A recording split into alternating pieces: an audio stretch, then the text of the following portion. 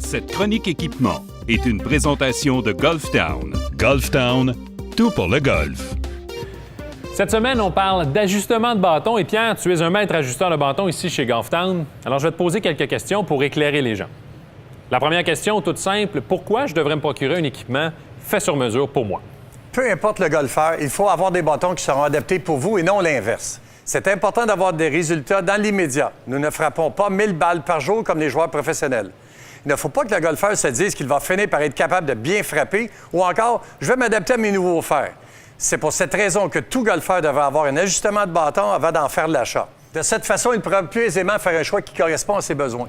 Deuxième question, Pierre. Est-ce que c'est vraiment avantageux pour un golfeur qui a un handicap élevé de faire l'achat d'un équipement ajusté sur mesure? Je dirais que c'est bon pour tous les golfeurs, peu importe leur handicap. Si un golfeur désire maximiser son jeu, il devrait avoir des bâtons qui correspondent à son élan. Lors d'un fitting, tous les éléments d'un swing de golf seront examinés. Certains golfeurs professionnels de la PGA vont se faire fitter jusqu'à 3 fois à l'intérieur d'une même saison. L'élan d'un début de saison est différent de celui de fin de saison. Que ce soit pour un élan de débutant ou pour celui d'un joueur aguerri, le fitting est important pour trouver le bon bâton pour tous les types de joueurs. Je voudrais attirer votre attention sur le fait que le fitting est aussi disponible quant au choix de balle que vous devriez utiliser. On peut même faire un ajustement pour votre fer droit. Vous pourriez être surpris des résultats obtenus.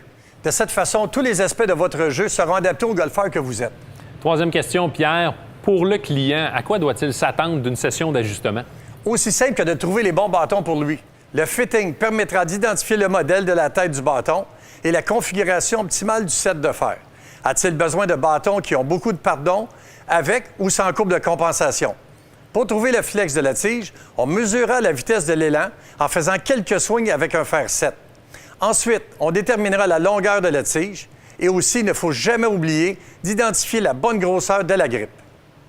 En conclusion, nous déterminerons le nombre d'hybrides et le nombre de fers requis pour l'ensemble. Merci, Pierre. Merci. En espérant que ça répond à vos questions, pour les 3 prochaines chroniques, on vous présente les nouveautés du côté des fers, à commencer la semaine prochaine par les fers de catégorie développement.